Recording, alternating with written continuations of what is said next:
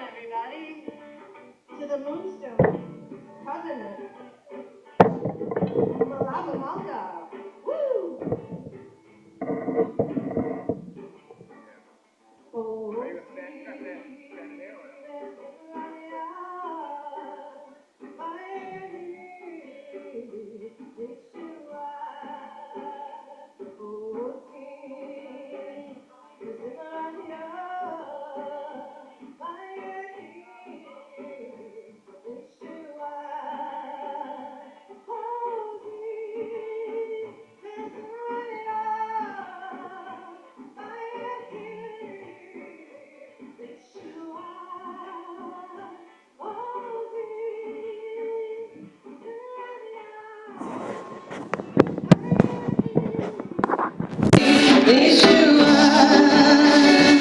you're my strength, you're my song, you will be my deliverer. Say hi to someone you don't know, if you don't mind. You're my song, you will be my deliverer. Now let's put it back. You're my strength, you're my strength, you're my song. We're putting it. No, okay. Listen, just so you know for the future, this was on the microphone, so it's all muffled no matter what we did.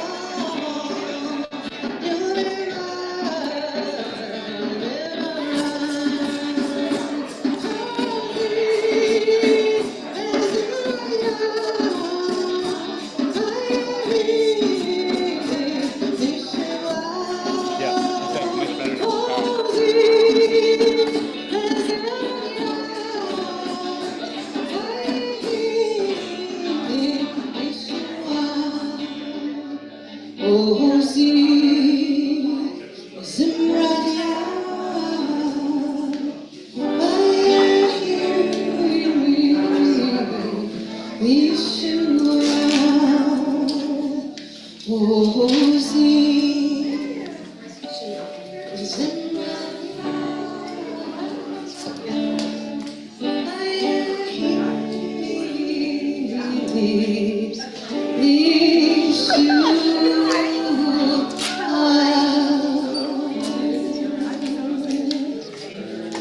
It's still Shabbat, right? Oh, okay. Okay. So, are we good with the Zoom? Okay. So, usually Havdalah begins with Hine Eliushuati in many communities. But in our ancestral past, there used to be meditations to get us to Havdalah. So I wrote one. My name is Shoshana Jedwab, and I am incredibly lucky to be married to tonight's author, Rabbi Dr. Kohenet, Rav Kohenet, Joe Hammer, the woman with many hats and many loves. And that sound was in a Woody Allen movie. I think it was Manhattan, where he's packing up. Are you done? Okay. Give it up for Craig, who's getting his space ready. So, every song, including the Havdalah, is also about magic. And Jill wrote about a magical world and a magical watery city called Moonstone. And I won't say any more spoilers than that. And our ancestors looked at this moment of Havdalah as fraught and magical. So this is called Borderline Ozi. It's got a very easy chorus, and it's a meditation before Havdalah. And it's a little modern.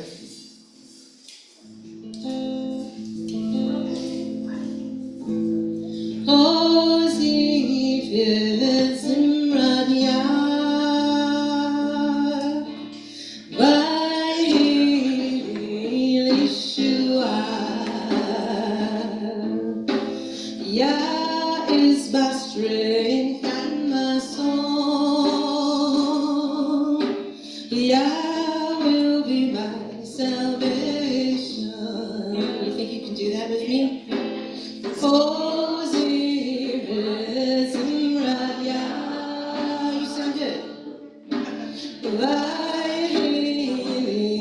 Yeshua. Yah is my strength and my song. Yah will be my salvation. My turn. Look for 3 stars in the night sky. Smell the spices, pour the sweet wine. We're at the great divide, on the borderline. With Sabbath and we gather and blessing, 'cause we're going back to the fires we're tending at the great divide, on the borderline. For every mortal, a sacred portal. Nobody knows what will be tomorrow at the great divide, on the borderline. So light it up in celebration. Profane and holy are both revelations at the great divide. Let's go to chorus. On the borderline. Here we go. Oh, sing this in Rabbi, thy King Yeshua. Yah is my strength and my song. Yah will be my salvation. So start your work week, start the action, bring more justice, bring your passion at the great divide, on the borderline. Find a lover, don't take cover, wish a good week to some sweet other at the great divide, on the borderline. Bring a Messiah, bring good intention, for soon you will be the next ancestor at the great divide, on the borderline. There are evil forces, but there is freedom. Help us, Elijah, and prophetess Miriam at the great divide, on the borderline. Hosea, here we go. Hosea is in Rabbi, thy King Yeshua. Yah is my strength and my song. Yah will be my salvation. The fire shining, rainbow colors, lift all the children high up on our shoulders at the great divide, on the borderline. Just put your trust in the power of loving, offer your senses and your skin for touching at the great divide, on the borderline. There's still a good chance for the big dance. The queen is hanging on for one more romance at the great divide, on the borderline. So say hello or say goodbye, just put your candle into the cup of wine at the great divide. What's it? On the borderline. Oh, Jesus, in my heart, thy King Yeshua. Yah is my strength and my song. Yah will be my salvation. One more time, that's it. Oh, Jesus, Maria, thy healing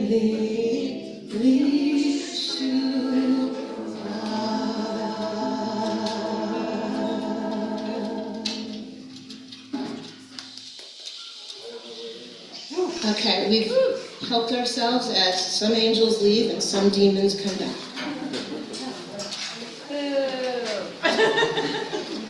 but they like the crowd and they're very gentle. So we're going to have Havdalah with Chazan Shimon.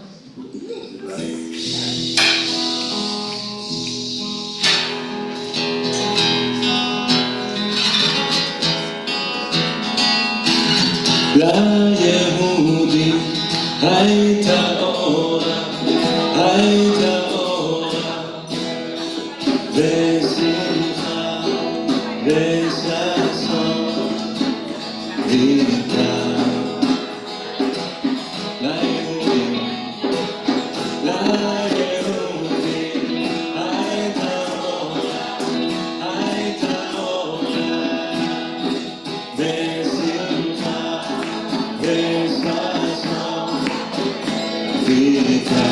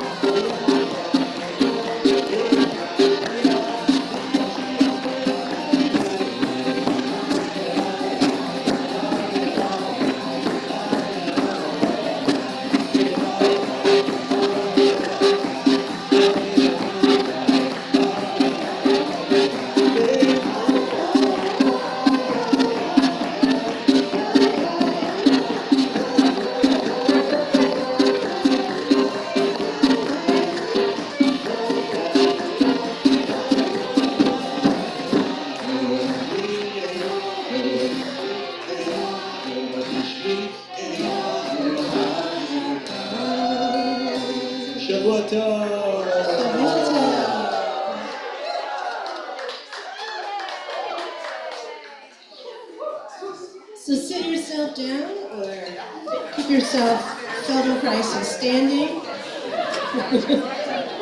Do the healthy thing. Because if Moonstone Covenant, the Moonstone Covenant, is ever picked up as a film, I want this song that Judah's going to lead to be like the first song, soundtrack in the fast credits. Not the last song, that you'll have to stick around for later. but I've got it all figured out. The song is called Magic by Andy Grammer. You might know. And why are we singing about magic? Well, some cities know that you can't stop the magic, but they try. So that's the only spoiler I'm going to give about the book. Magic.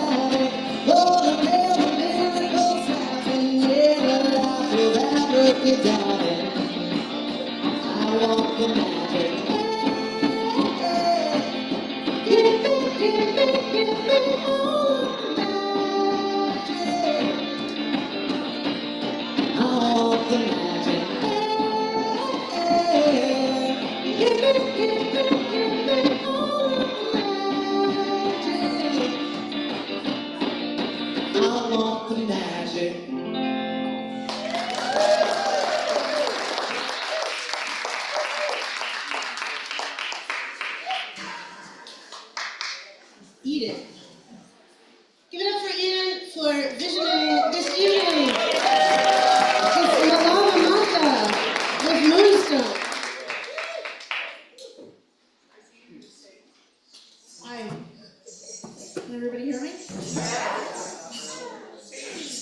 Welcome. Thank you so much for coming. So it's a huge honor and a big deal to me to be introducing this evening and to be introducing two incredible path-breaking women and teachers who've had a huge impact on my life, and I know on the life of everyone in this room and the life of our community and our shared communities. I opted not to come up and read their bios, so I would say Google them. The bios are fascinating, and you'll find incredible bibliographies and histories. So what I do want to say is a little bit about world building, which is a concept that if you are interested in fantasy literature or speculative fiction, science fiction, all of these worlds, world building is a concept in the writing of those genres. And I mean, really, it's such a great straightforward phrase, right? When you're not just weaving a story of characters, you are building a world with words, which is appropriately Jewish, right? That's what we do. We words make worlds. So I want to thank both Rav Kohenet, Dr. Jill Hammer, and Rabbi Diane Kohler-Esses for all of the world building that you do on and off the page. So we all are moved and transformed by it. And I wanted to say a little more about a particular thing that I learned studying with Rabbi Jill, her incredible translation of the Sefer Yetzirah, which Romemu was really blessed to sort of, Rabbi Jill came and taught on that text as the book was being born. And there's this idea in that text that,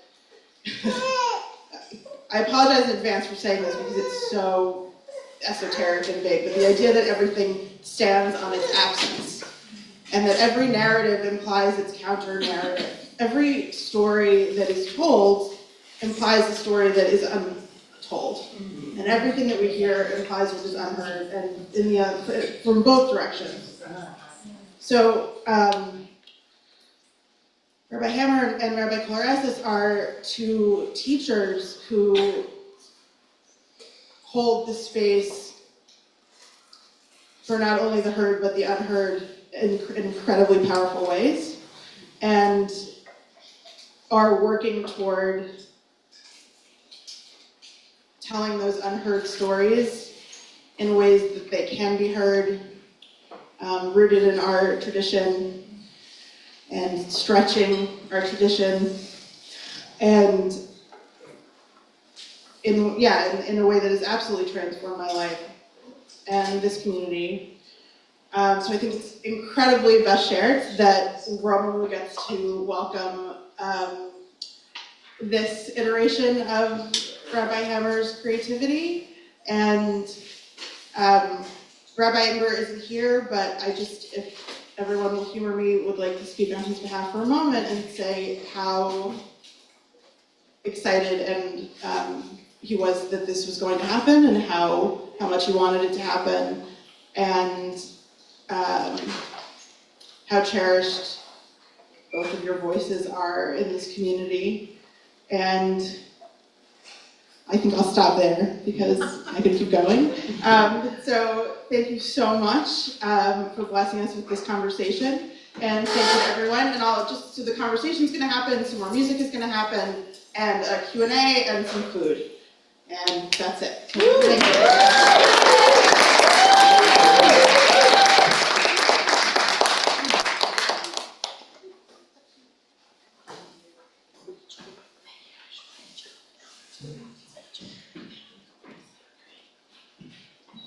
Ian, thank you for that beautiful, beautiful introduction. And we're going to start with the heart of the matter, which is the book, The Moonstone Covenant, and Rabbi Joe will be reading a chapter from the covenant.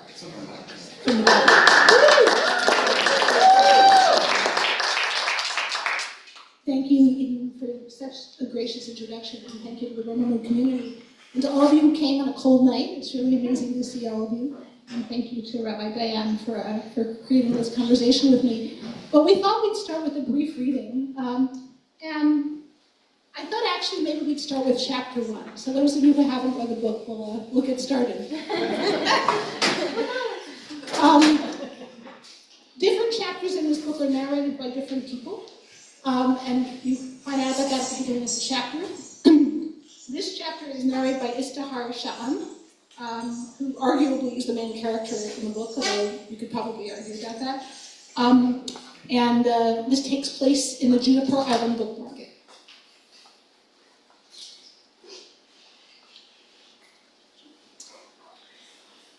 At the foot of the stairs to the Juniper Island Book Market, a dozen book boats huddle close to the shore.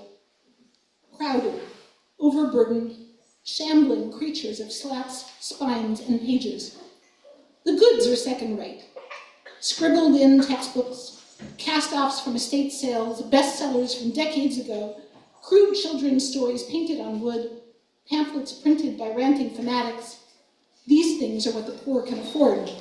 And the book boats recycle them over and over again, buying an item back at a quarter what someone paid for it. Book boats are floating piles of junk, beneath any librarian's notice, Emlyn says. And she's a librarian, so she should know. But now and then, something unusual surfaces from the maelstrom like a spout from a whale's blowhole, and that is what I'm looking for. I wince as a portly bookwife leans over a gap, her boat tilting to upbraid a colleague who's blocked the lane. I've seen one of those boats go over, or worse, catch fire. When it happens, the whole neighborhood jumps into the water to help save the merchandise. Those books are someone's livelihood, after all, and it's Moonstone. Books are sacred. But I've also seen the library censors come and burn a boat to the waterline for having some book it's not supposed to have. To a censor, a book is only sacred if it's legal. The booksellers take risks anyway, with pillow books and strange religious tracts and works of arcane magic, and tell-all tales about government officials. Romance, heresy, and sedition sell, no matter what city or century. Humans are what they are. I pull off my shoes and shove them into my bag, then hop up onto a book boat close to shore. I scan the shelves and boxes and listen for a moment. The bookseller in the stern scrambles toward the prow, sails pitch on his lips, and pauses, confused by my stillness. I don't hear what I'm looking for, so before he recovers and reaches me, I hop onto the next book boat. This one is anchored under a little willow, with yellow branches bending down to the water's surface. Yes, there is something here. Mixed with the hum of the tree is a harsher buzzing sound. The books. One yowls out its maudlin romance. Another spews political rage. A third officiously gives advice about canal dredging. My head starts to ache. But the humble, gentle song of the willow steadies me. I remember when I was a child in the Shan forest, and I put my hand to a tall cypress or an overhanging cherry, and it would tell me which animals or people had passed that way, how much rainfall there had been that winter, which leaf would cure a plague. My pregnant mother lived inside a giant hollow sisyrup tree for months in the hope that I'd become a tree speaker and one day be the tribe's illuminatrix. I remember that tree too, its hollow, fragrant with sap. I visited it often as a child. You could sing inside it and your voice would be magnified, deepened, as if you had become a tree yourself. Oi, Snowhair, the grizzled proprietor called from mid-boat. Some of the booksellers call me Madam Shotton, and some call me Reverence, which in Moonstone is the proper term for a religious functionary, though by law as a foreign clergy person I'm not entitled to the title. Some of them don't talk to me at all, and think I might be a madwoman, witch, or book thief. Those booksellers stare to make sure I don't pocket anything. But the ones who know me from when I was younger and climbing around these canals know me as Snowhair. Years ago, when I wrote my first book of the tree, in my 12th year, I spent all night among the roots of a gnarled old apple tree, listening and transcribing, the book's cover of soft bark smooth in my hands. In the morning, the book was finished. The tree had bloomed, and the fine wavy hair that fell in a mass down my back was white as snow. Eloise calls that story my fairy tale, but it's true. Afternoon, Larry, I respond, using my staff to balance on a rocking boat. Anything good today?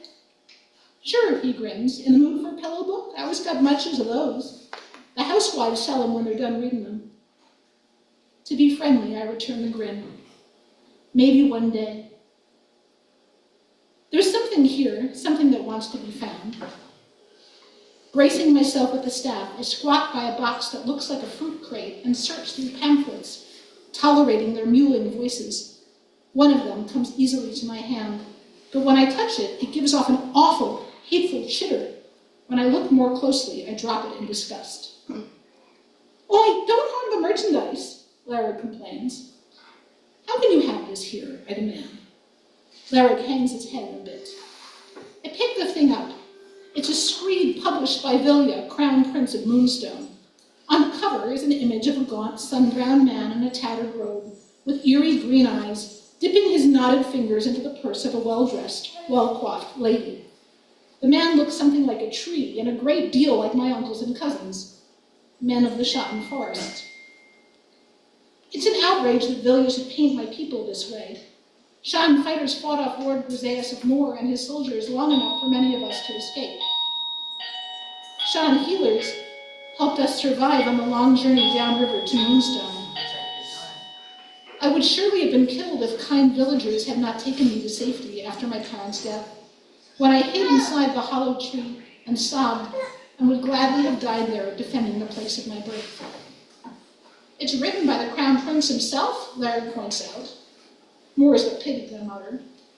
They was handing them out at a canal bridge, Larry began, so I thought I'd just take a few, as a curiosity. They're illegal. The Archprince shouldn't permit this to go on, I say. Well, that could be true, Reverence, Larry says, becoming distant and likely angry with me. But there's plenty of people who think there's too much foreign magic in Moonstone. Foreign magic cured the Archprince, I reply coldly. Larry half agrees and looks away. But I'm on thin ice. I shouldn't admit to magic or even speak of it. The Archprince Jolly and Nye is a tolerant man, one might say a placid one. His people benefit and sometimes suffer from benign neglect. He was ill much of his early life. When we Schotten came here bedraggled and wounded, we brought rare healing mosses with us. Using those medicines, the healer, Nervir Shan, cured the Archprince of his illness. Jolly and Nye has favored us ever since, helping us tend our poor and our orphans these last 10 years. But Jolion's only legitimate son, Vilja, surrounds himself with fools and charlatans peddling hatred of my people. Savages, he calls us. Beggars feeding off Moonstone's riches and infesting the city with impure magics. Maybe Vilja hates us because by saving his father, we deprived him of the throne he craves and is so ill-suited to occupy. And maybe his reclusive mother, the Archprincess Tildana, has poisoned his mind against us. She is, after all, from the House of Moor, and sister to the man who exiled us and burned our forests for farmland. Anyway, I say, we're not foreign anymore. We live here.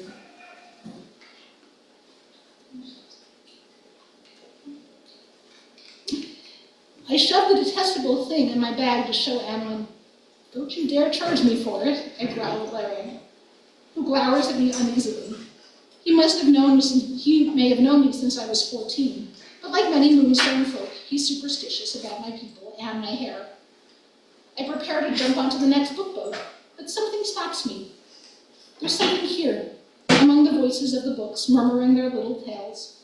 Something for Eloise, a birthday present. I prowl the rows of sacks and boxes and find a sturdy leather envelope, much finer than the type I normally see on such a boat. Where'd you come upon this? I ask, carefully squeezing it open. Larry says nothing, and I don't expect him to. What I find in the envelope is old. I'm not handling, but we've all learned a smattering of one another's trades over the years, I can see a number of very small linen-bound books carefully sewn at the spine. When I take one out and page through it, traces of gold illumination sparkle on the pages. As I leaf carefully through the tiny volumes, one seems to grasp at my fingers. The title on the cover reads The Poisoner's Guide to Moonstone, A History of Murders by Elixir. When I open the book, I find a variety of tales, from the boastings of an alchemist to the plottings of a courtesan, all ending with the story of a fatal venom. Some of the pages reveal recipes for the poisons they describe. Cheerful, I comment to myself. And it might be illegal if someone could actually understand it. The language is from so long ago it's hard to decipher, like an ancient play staged at the library theater. It might upset Eloise, reminder of her parents' murder, but it's speaking to me, and I have to trust that. In the same way I can listen to trees, I can listen to books, so long as they're made of plant matter. But unlike the dense, slow songs of the trees, the voices of books are tree consciousness mixed with human intentions, brighter and louder. Neither trees nor books tend to use the kind of speech one gets in a conversation. Usually it's more like a jumble of feelings and images. But still, I can size up an author's intention without even touching the cover. It's unfair, Emlyn says, that I can read books without opening them. A librarian could use such a gift, she says. But this talent appears only rarely, even among my people, who lived among the great trees of the Schotten forest for generations, until a despot drove us out so he could own the trees himself and cut them down at will. This one I'll pay you for, I say to Larry, and drop a silver coin into his hand, likely more than he's seen in a month, I would guess. Likely worth more than that, he objects half-heartedly. Maybe, I say politely. I wish I hadn't gotten angry with him. The city is steeped in hatred. It's not his fault. Thanks, Larry. Drop the rest of the prince's pamphlets in the river, will you? I wrap the small book in the extra shawl I keep in my bag. I nod farewell to the little gentle willow drowsing in its sunlit dream. Then I clamber back across several bookboats toward the shore, noticing the earthy smell of the river and the leathery scents wafting from the boat decks. I look back to catch the view of the library dome, towering like a mountain in the distance across the water. I'll need to catch a gondola to Seven Lanterns, get off at Inkstone Point, and then walk across the bridge to Undersong House. I hope the short words I put in my bag a while ago are still intact, and that Eloise, who is so particular, doesn't hate my present.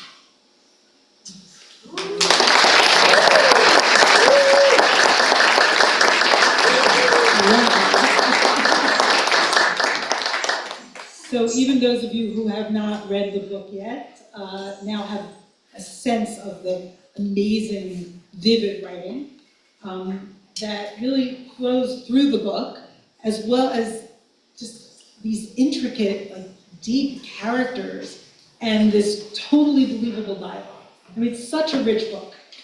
So when I first started to read this, I was like, I don't read fantasy. It's not my thing. Love Harry Potter, love Midrash, that's it. That's a lot. And then the book got me, and there's so much in it that got me. The characters, this story about this, benighted, endangered people, the sacred book. There's so much in it that feels like it resonates Jewishly. And now I'm basically, halfway through it, and I can't wait to finish it. And what I have so many questions, and what I'm so curious about is, where in you does this kind of thinking come from? And also, when did that start for you? I have 10 more questions, but I'm going to hold that. Well, first of all, thank you to everybody. Thank you to even number of you. I'm just really moved by how many people are here. Where did this start for me? So I started reading fantasy around the same time I started reading the Bible, which was when I was 4. Which book did you like better? But what kind of literature did you like better? I feel like I shouldn't answer that. I was really lucky that my mother, who really was a reader herself, saw very early that I loved fantasy. And so she would bring home every week like 5 or 6 fantasy books, and I would read them, and then she would bring them back, and then she would bring me 5 or 6 more. And that was what I read. And what's funny to me now looking back is how similar it is really to spiritual literature. Right, in the sense that fantasy tries to create a world, right, that has meaning in it, right, and often that has something mysterious about it, right, whether that's magic or something else that is mysterious. And so in some way, I feel that I learned about being a spiritual person from fantasy, and it's... Anybody else feel like that? She's the motivator in the crowd. You know, there's a creativity to it, and there's also just a deep sense of exploration. You're close to the mic. I'm as close to the mic as I can possibly get, I'm sorry.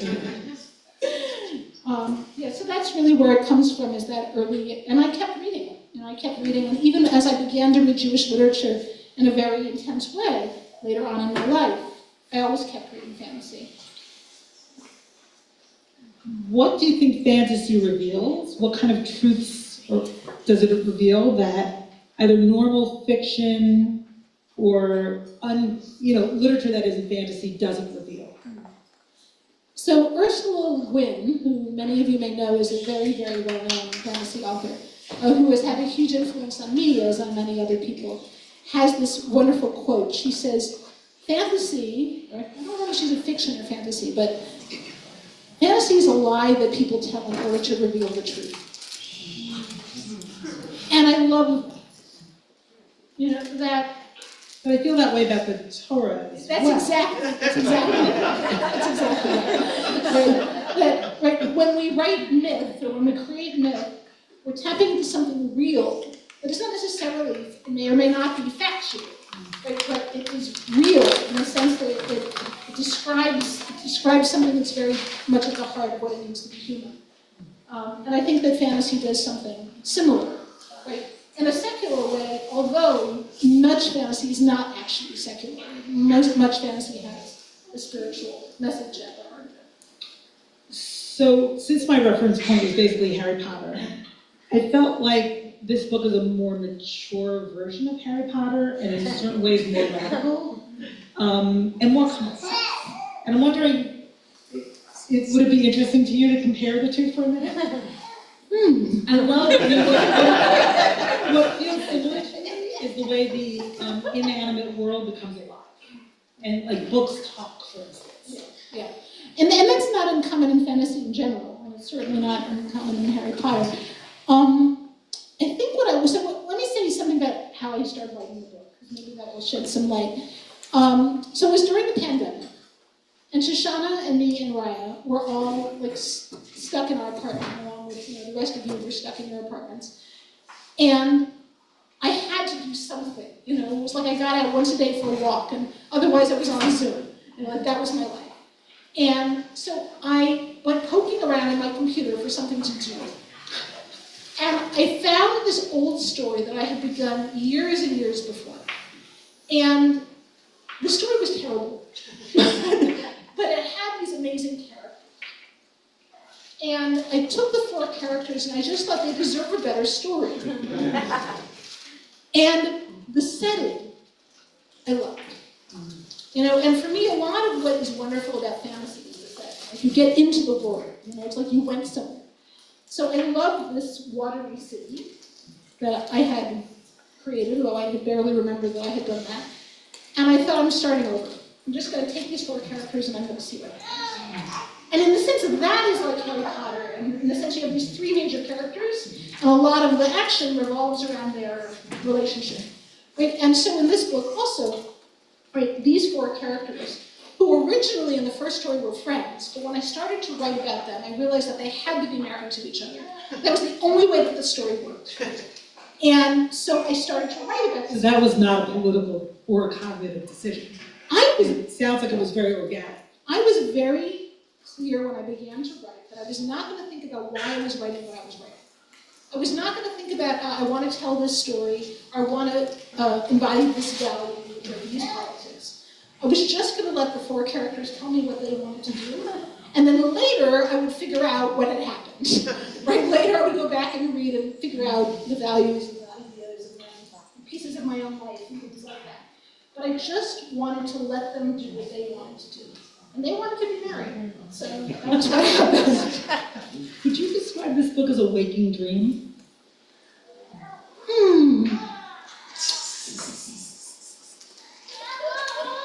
What isn't a waking dream, right? I mean, it feels very dreamlike to me on some level. Yeah, I mean, I think probably much fantasy feels like that. I think, well, what I'll say is that when I couldn't figure out what to do, when I would get to a point in the plot where I didn't know what to do, I would basically go into a meditative state.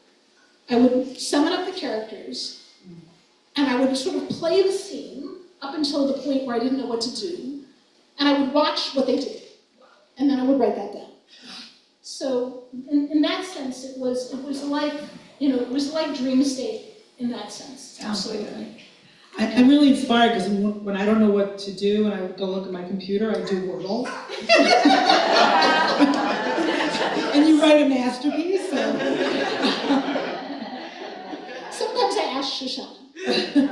And when my characters need fashion advice, I ask Rabbi. So I'm curious about the Shan people. Do they feel related to the Jewish people for you? Oh, and I'm no. also, what? No. And Istahar, how are you related to Istahar? Because I kept reading like, it sounds a little bit like Jill, maybe. So for folks who haven't read the book, yes, the Shan forest people. So one of the premises of the book is that there's this refugee people, this tribe that has fled their forest, which was invaded by somebody else who wanted the land. And so they flee to this city, which is a multi-ethnic city that they think will let them in. And so they live there, but there's some prejudice against them. So they live there, but they're not entirely comfortable there. So that doesn't remind you of anybody you know, right? So absolutely, there are Jewish pieces of the Shan. There's also ways that they're different. For example, their books are blank. We can talk about that if you want. But absolutely, they have a central book that they keep in an ark. They have... They bury pages of books that have been ripped out of books. Right, they have a lot of ancestral trauma. They are very invested in ritual. The people around them think they're a little weird. There's definitely a lot that resonates. There's Shan anti-Semitism. Absolutely, right. And, I tried to write, whenever I was in a particular character, like that was who I was, and I drew on those aspects of myself to write the character. But yeah, Istahar is the one that I relate to the most. And she was really fun to write because Istahar is overwhelmed most of the time. Because in addition to having people around, there are trees and the books are talking, and it's just overwhelming, and she's always immersed in a living world. And it was really fun for me to write her. I brought a lot of myself to her. I'm going to be an annoying audience member and adjust your microphone. Oh. Am I really doing something wrong? No, I'm you're sorry. in the way. You're doing that.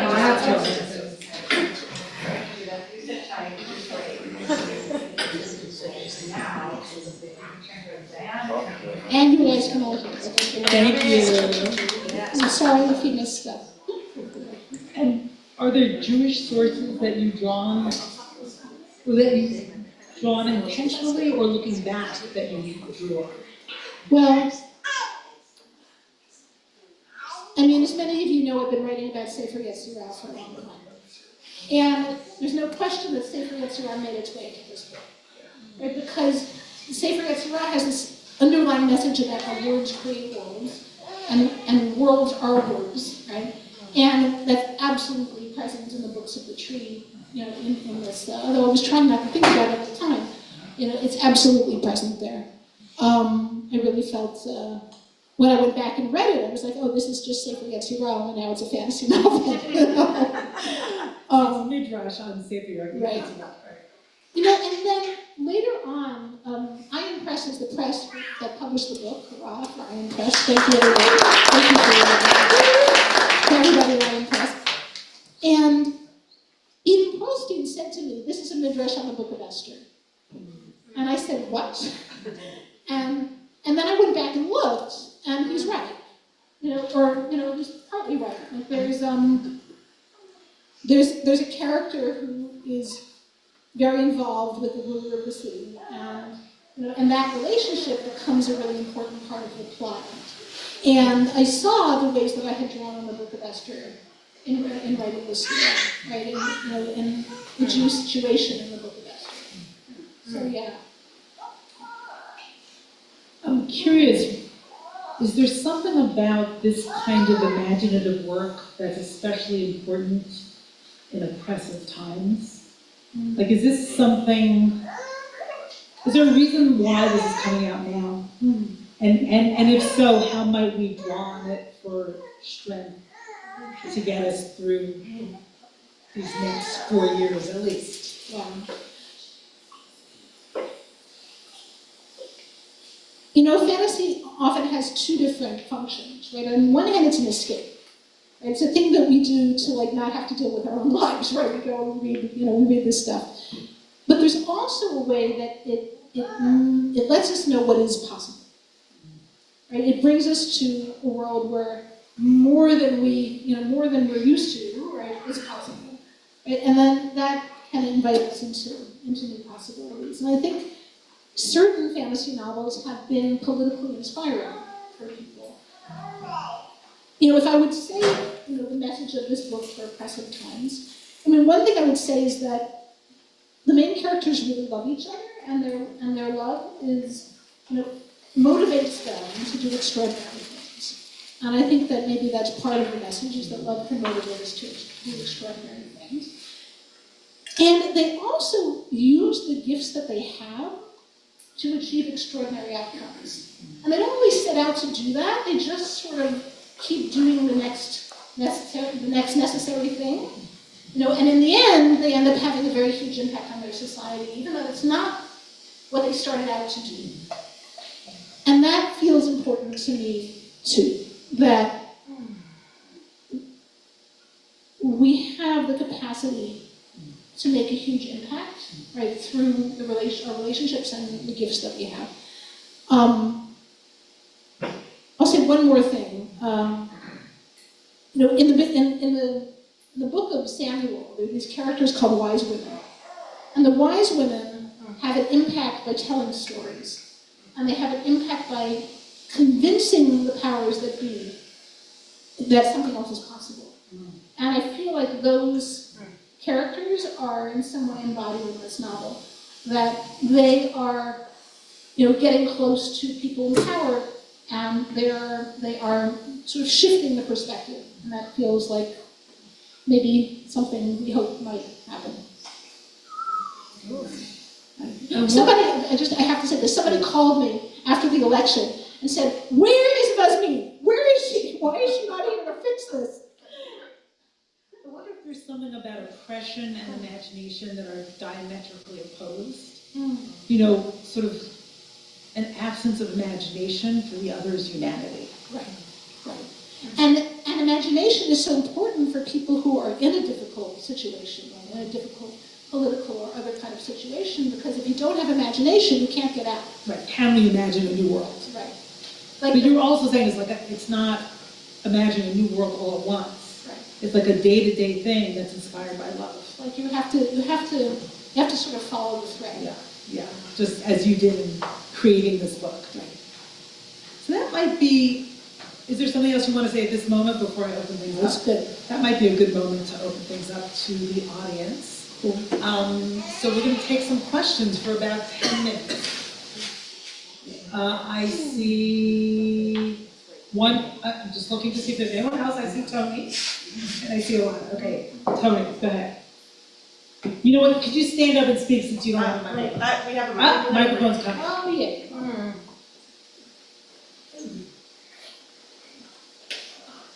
Thank you, both of you. And thank this audience, which is, I was telling Miriam, I don't think I've ever seen so much Mother Earth energy in one room.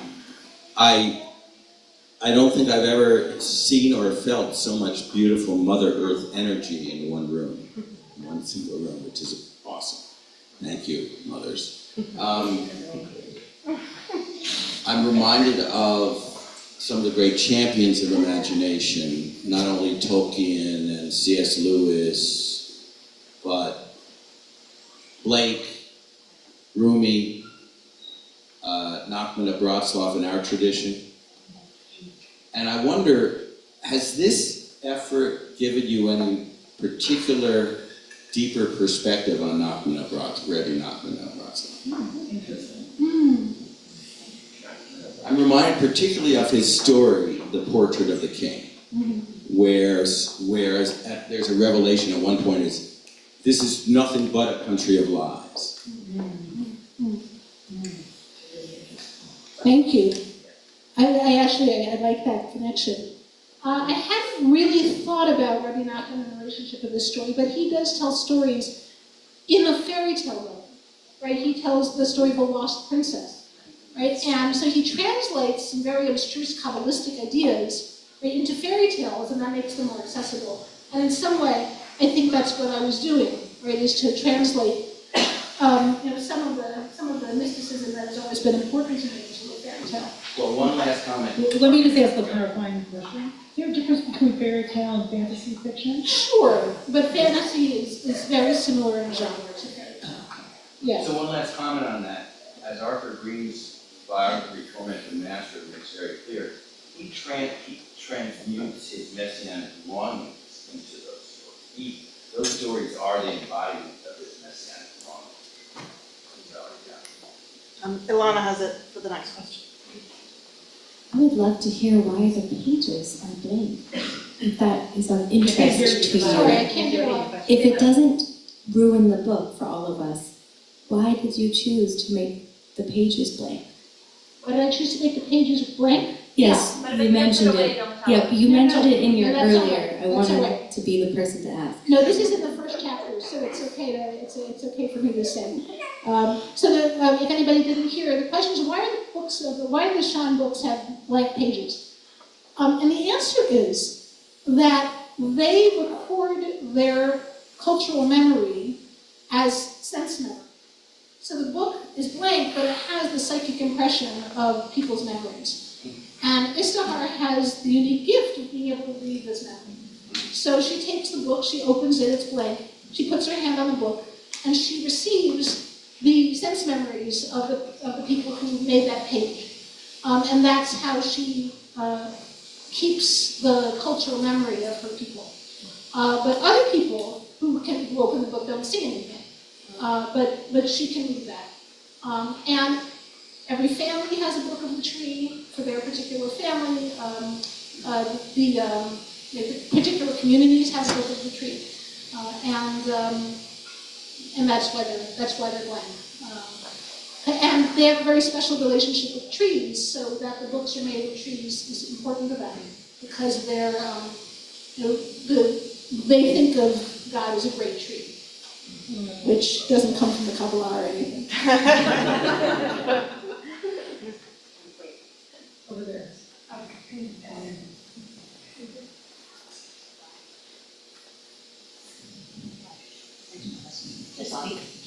Oh, hi. I really like that idea of fantasy as expansion. Microphone.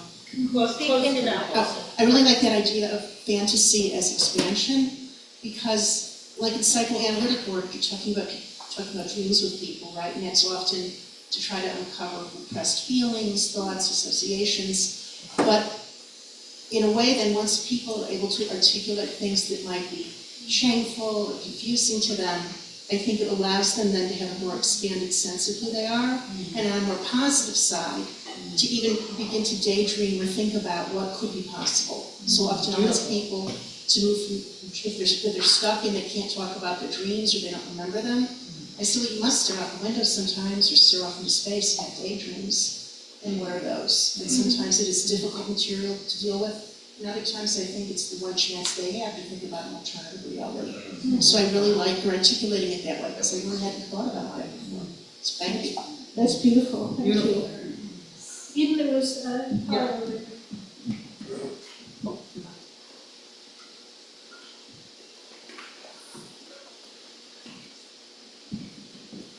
So I have a question about what you just spoke about the wise women in the book of Samuel, and the idea that there are some people who are able to get close enough to those in power or those making important decisions to influence them to see a different perspective.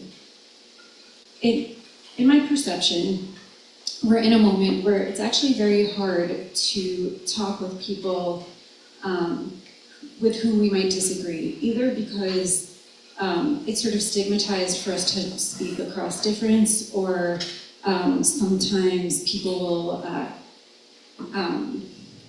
I think that there's just a sense that we speak to the people who agree with us, and if people don't agree with us, then that's not appropriate either on my side or on their side. And so I'm just wondering if you have a view into this dynamic and the ways that wise women, wise people might be able to sort of navigate that terrain in a moment like that.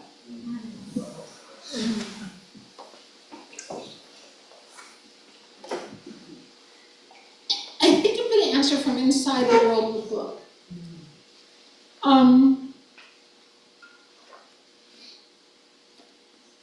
You know, there are two kinds of conflicts in the book. And one kind is a really implacable conflict, like people who are fundamentally at odds, right? Like the Shah and Prince Vili are not going to get along, right? They have different interests, they have different values, and they don't like each other. But there's another kind of conflict in the book, and that some of the characters are struggling with family conflicts, right? That are around values. Like one character has, a family that doesn't like that she's married to 3 women, and who doesn't want to talk to her. Those conflicts are different because they're deep and they matter, but there's also love there. And when that love gets uncovered, then there's the possibility of working with that conflict. And I think that, what I learned years ago, sort of watching how the political landscape changed around queerness, a lot of that happened because people were talking to other people that they loved and saying, we disagree, but I'm showing up because I love you and I want you to understand who I am. And that actually worked for a lot of people. It didn't work for everybody. But as a society, it changed much faster than I was expecting it to, for many people. And that was wrong. And so the only thing I can really offer in this moment, where I have no more to offer than anybody else, is that those are the things that we have to draw on. We have to keep working those connections and relationships. There are people you can't talk to. I mean, for everybody, for every human being, there are people you can't talk to. But there are a lot of people that may be weaker. Take one more question, if there's another question in the room. And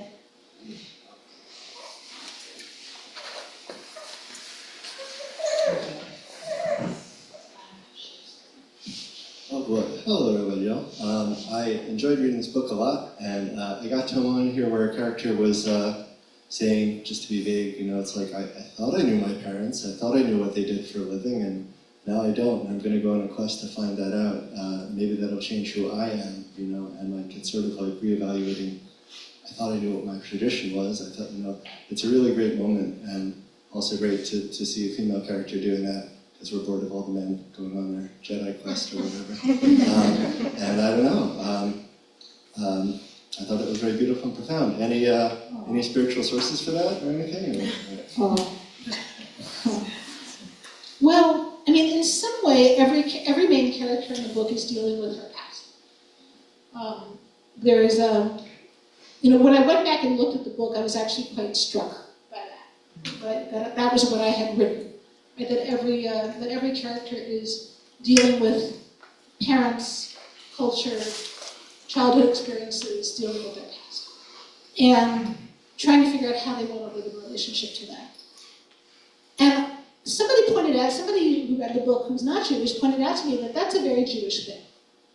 That the sense of, I have to be in relationship with this, I have to figure it out, has a lot of weight in Jewish culture, that process. And I think it does relate to my own sort of quest to figure out my complicated identity and my relationship to Judaism as well as my family and other things. And I also think that amnesia about the past is a problem. Not just that you repeat it, which you do, which you probably will anyway. But when a lot of my work deals with, and maybe this will kind of be my closing statement, a lot of my scholarly work deals with uncovering things in the past that exist, but that people push down.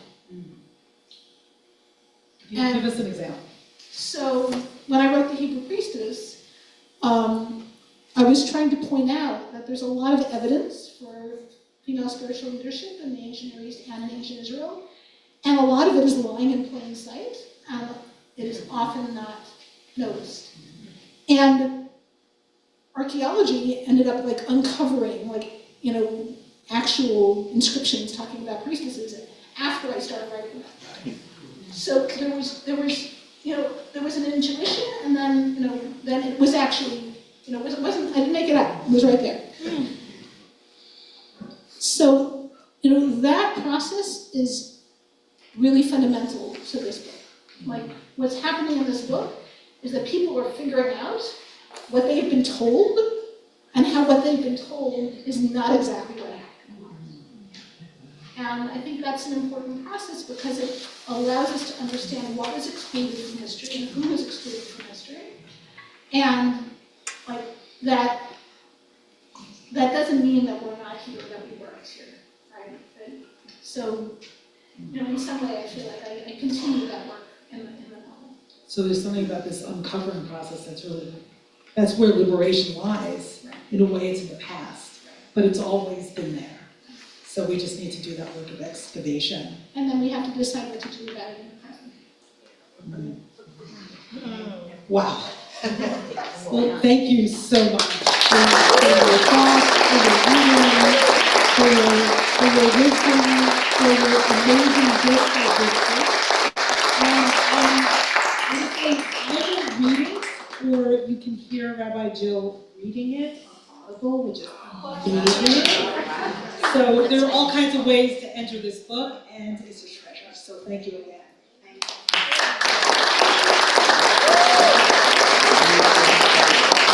So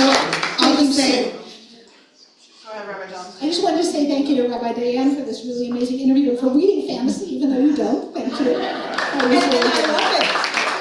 And I want to say one more thing, which is I want to thank Federico Paolo and Melanie Monte, who created the map and the cover. So if you want to learn more about Moonstone and you feel geographically challenged when you read the book, you can actually trace their journeys right here. And we're all waiting for the movie. And there's going to be a sequel. I think now there's going to be some more music, is that correct? A little more music. And then food. And then food. Will we And able to purchase the while book Eden today? is going to let our daughter into the building. Will we let the, can we buy the book here today? The answer is Question, yes. can they buy Yes, the book okay, here great. today? Yes, and I will sign it for you. There was a question, can they buy the book today? Yes. Thank you. I'm sitting with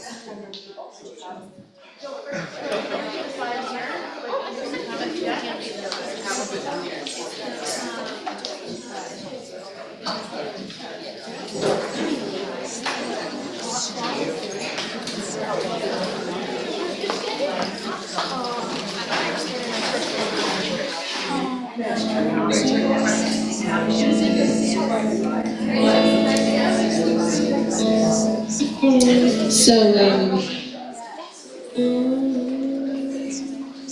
I just want to say that the book is about magic, and Jill Hammer is magical. Our daughter just walked in, and you should know this, when Raya was a baby, when Raya would go to sleep, Jill would write the book, the Jewish Book of Days. When Raya woke up, she stopped writing. When Raya went to sleep, she wrote the book. So some people are rigged for books, and we are blessed by this magic, Jill, the superpower that you have to write books.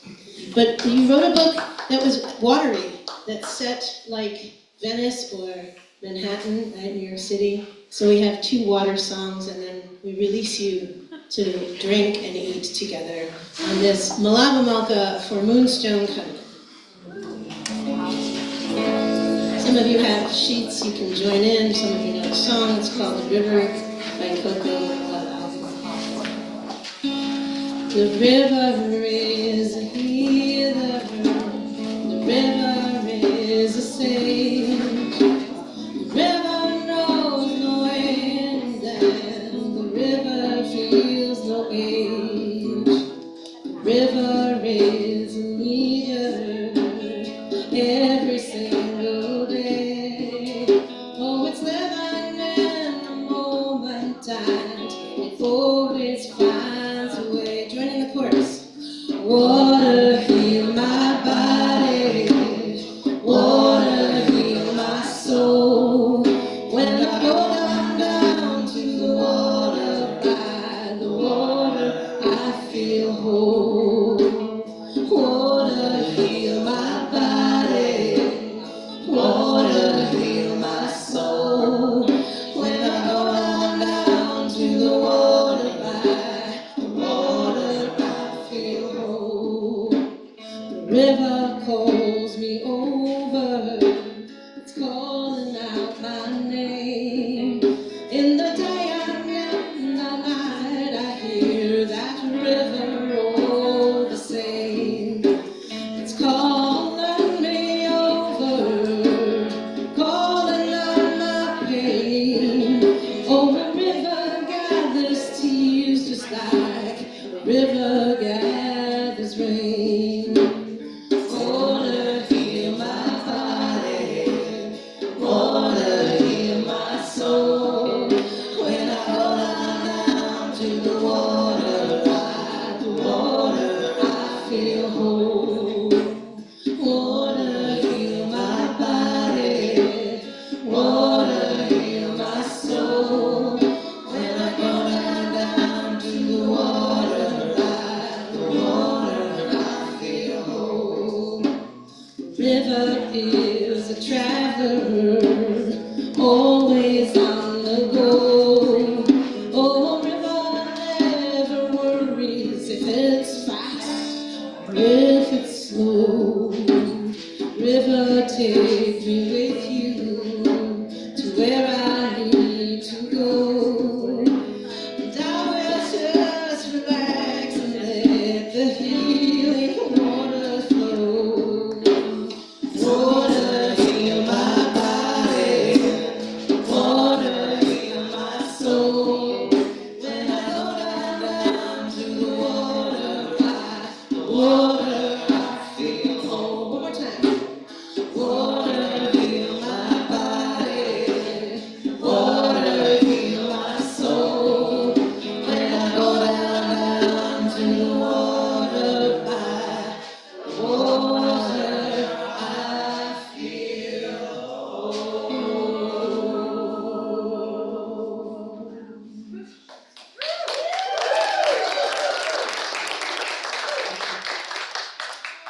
This is Judah S. Goldman, everybody.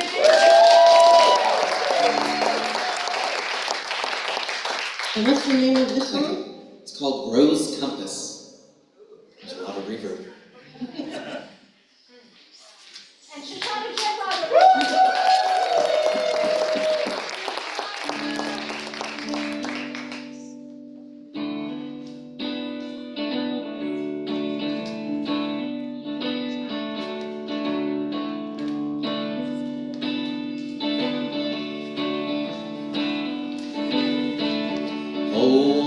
you sail away with me?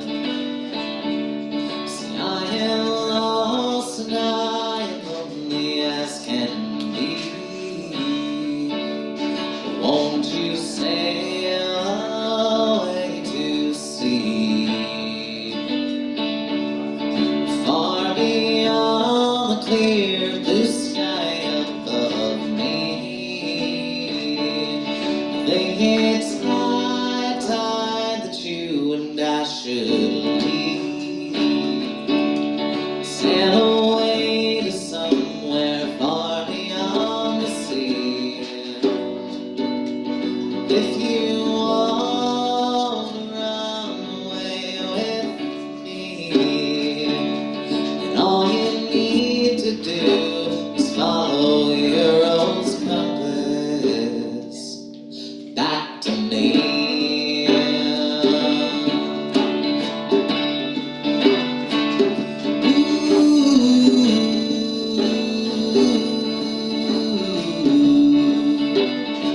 So wait for me, dear darling.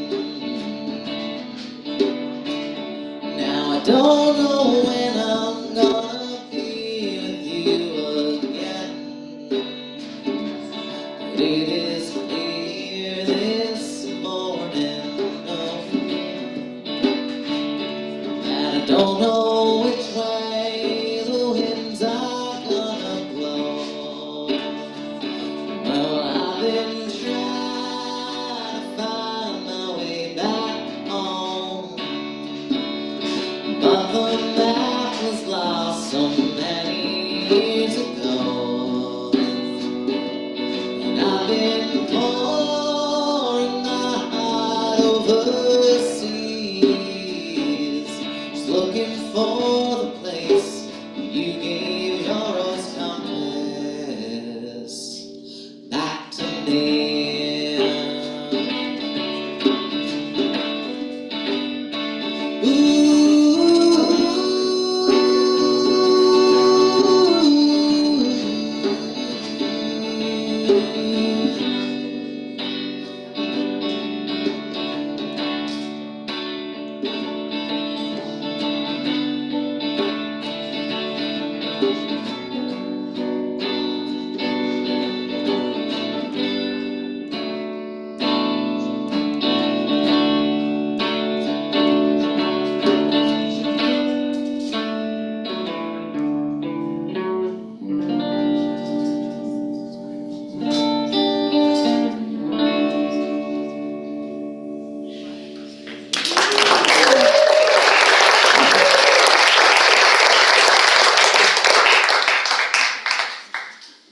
Do you need to eat or you want one more song? One more.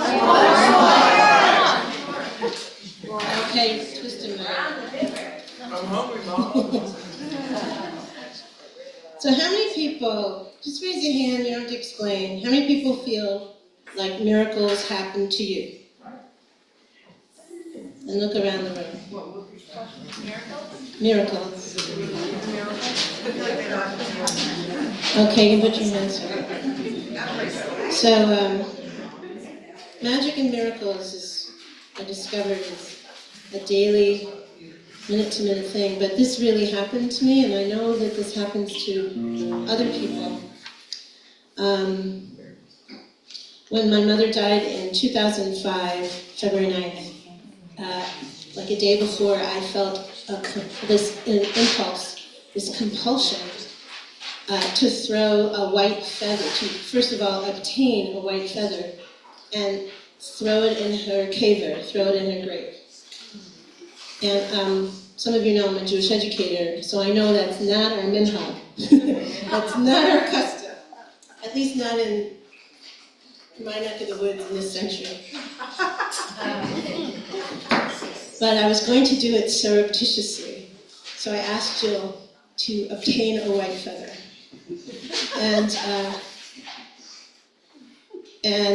Well, I asked her where the white feather was at the time, and then we couldn't find that white feather. But a friend standing right behind us ran to his car, and Peter Pizzoli's long white feather went in to my mother's grave. And from that moment in 2005,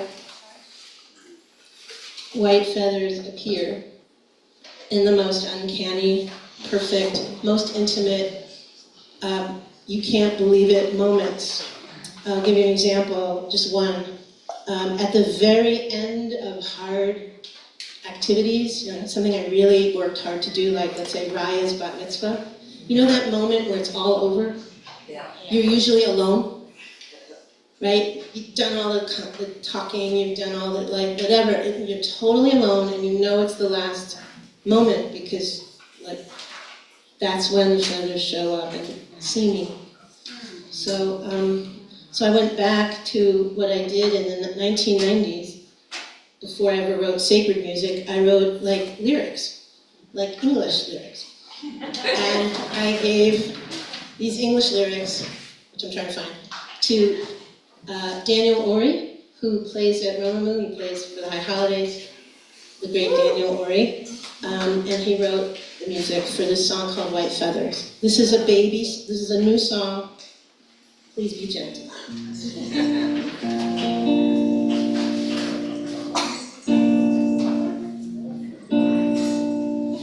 You were broken but stronger than most when I was your child. And one morning you woke up and said, today I will die. Now you're not just a white bird escaping your trial, you're returning my feather while you're spiraling high. Ooh, ooh, ooh, ooh.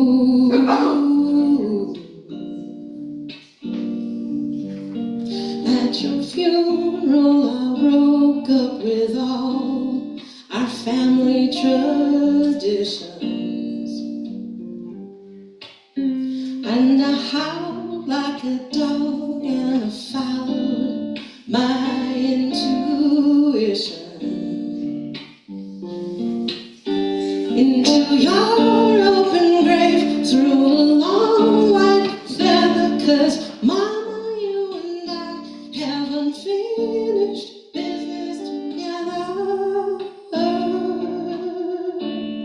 Ooh.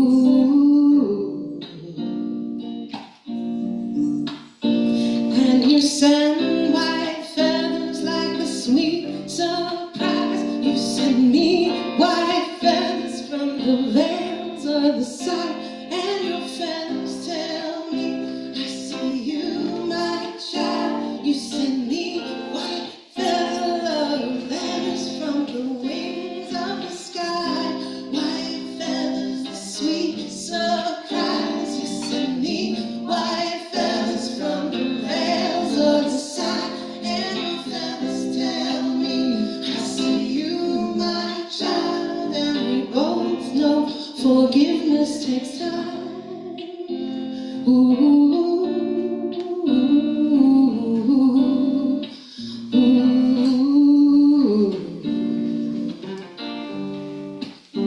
Oh, white feather, it whispers that life is light as a breath,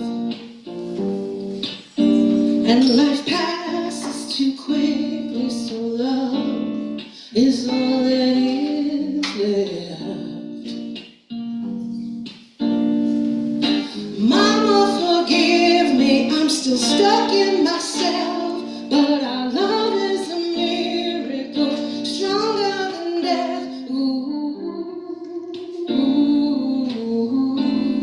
ooh. Chorus, everybody. And you send white feathers like this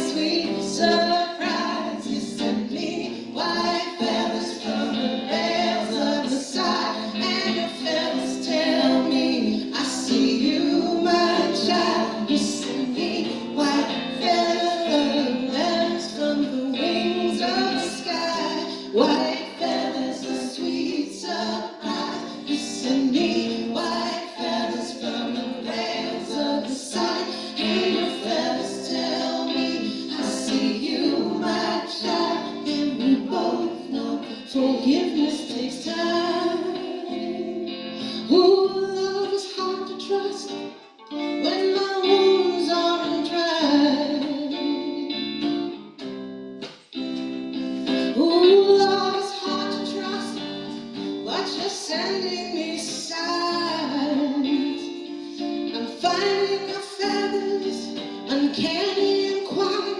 When I'm finding your presence, I feel you right by my side. And you send white doves. And help me out on getting back up chorus. And white doves, like a sweet surprise, you send me white feathers from the veils of the sky. And your feathers tell me I see you, my child. You send me white feather love letters from the wings of the sky. White feathers, a sweet surprise. You send me white feathers from the veils of the sky. And your feathers tell me I see you, my child. And we both know forgiveness takes time. And we both know forgiveness takes time.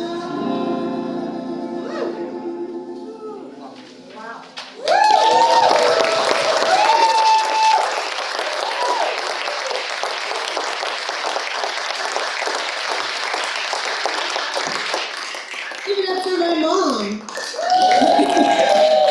Her name is Ruth Tapas Jedwab, and she lives on the other side. Thank you, Mom. Thank you to Judah S. Goldman. Thank you to Suzanne. Shimon Smith. Thank you to Rabbi Johanna. Thank you to Rabbi Diane Flores. Thank you to Eden. And let's buy his book. Thank you, Julie. Thank you, Susanna. And thank you, Ryan, who's finally here. Thank you for the amazing music. You are welcome. Thank you for helping me write this book.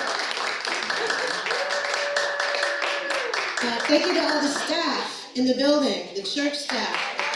Thank you to Romemu staff. Thank you to Hakan and Elhan who made the food. Buy their food. They're in my neighborhood and I love them. So eat. And Craig.